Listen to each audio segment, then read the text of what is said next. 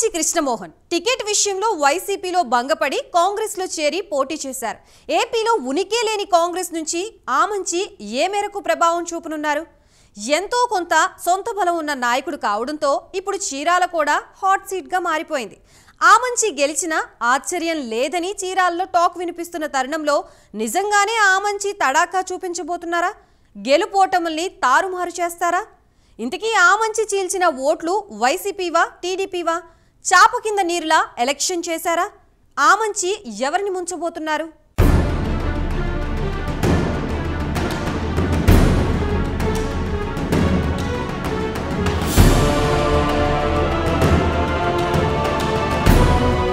ప్రకాశం జిల్లాలో ఆమంచి కృష్ణమోహన్ రాజకీయంగా ఒక బలమైన నాయకుడే అని చెప్పాలి. అయితే తన రాజకీయ భవిష్యత్తు కోసం ఆయన ప్రతి 5 ఏళ్లకు పార్టీ మారాల్సి వస్తోంది. వైసీపీ పార్టీ పరుచూరు ఇన్ఛార్జిగా ఉన్న ఆమంచి ఈసారి ఎన్నికలకు ముందు కాంగ్రెస్ పార్టీలో చేరారు.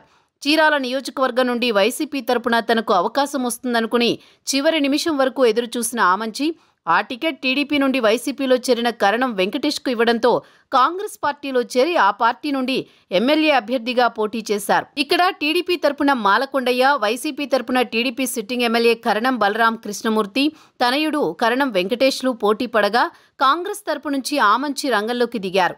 2014 ఎన్నికల సమయంలో కాంగ్రెస్ పార్టీని వీడిన ఆమంచి నవోదయం పార్టీ తరపున పోటీ చేసి 10,000 పైచిలుకు ఓట్లతో టీడీపీ అభ్యర్థి మీద విజయం సాధించారు. 2019 ఎన్నికలలో వైసీపీ తరపున పోటీ చేసి టీడీపీ అభ్యర్థి కరణం బలరామకృష్ణమూర్తి చేతిలో 17,000 ఓట్ల తేడాతో ఓటమి చవిచూశారు.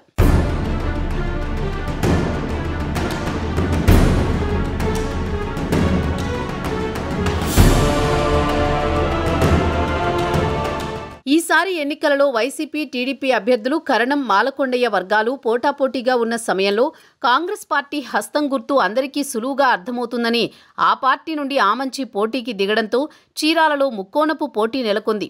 అయితే పార్టీ వీడినప్పుడు వైసీపీ అధినేత జగన్ను పల్లెత్తు మాట కూడా ఆమంచి అనకపోవడం చర్చకు దారితీస్తోంది. ఇదే సమయంలో ఆమంచికి సొంత సామాజిక వర్గంలో కాపులతో పాటు ఎస్సీ, మత్స్యకార, పద్మశాలి వర్గాలు అండగా ఉంటాయని భావిస్తున్నారు. ఎమ్మెల్యే స్థానం వరకు తమకు ఓటు వేయాలని, ఎంపీ ఓటు మీ ఇష్టమంటూ క్షేత్రస్థాయిలో ఆమంచి వర్గం చేసిన ప్రచారం మూలంగా వైసీపీ ఓట్లు చీలుతాయా, టీడీపీ ఓట్లు చీలుతాయా అన్న ఆందోళన ఆయా పార్టీలకు దడ పుట్టిస్తోంది.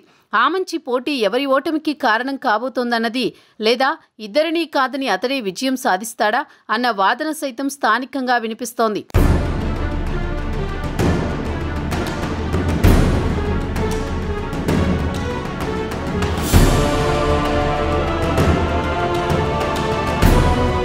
గత ఎన్నికల్లో ఎదురైన ఓటమి తర్వాత కూడా చీరాలను ఆమంచి పక్కన పెట్టలేదు. చీరాలకు ఆమంచి పక్కా లోకల్ కావడంతో ఆయన వైపు స్థానిక ప్రజలు మొగ్గు చూపడానికి కారణమంటున్నారు.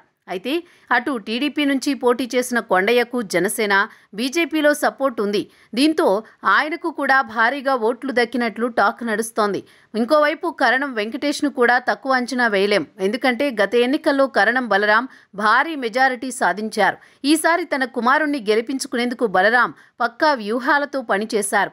అయితే పర్చూరు టికెట్ రాని కారణంగా అనూహ్యంగా చీరాలలో పోటీ చేసిన ఆమంచి చీల్చిన ఓట్లతో నష్టం ఎవరికన్నదే అందరిలోనూ ఉత్కంఠ రేపుతోంది.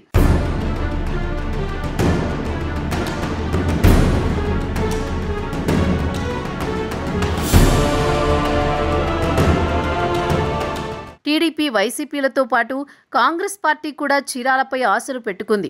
ఇక్కడ తిరిగి పార్టీ పునర్వైభవం దక్కించుకునేందుకు ప్రయత్నాలు ముమ్మరం చేస్తోంది. అంతేకాదు ఆమంచి గెలుపు ఖాయమన్న నమ్మకంతో ఉన్న కాంగ్రెస్ పార్టీ నేతలు తమ పార్టీ పుంజుకోవడంపైన నాయకులు లెక్కలేసుకుంటున్నారు. మరి ఏం జరుగుతుందో చూడాలి.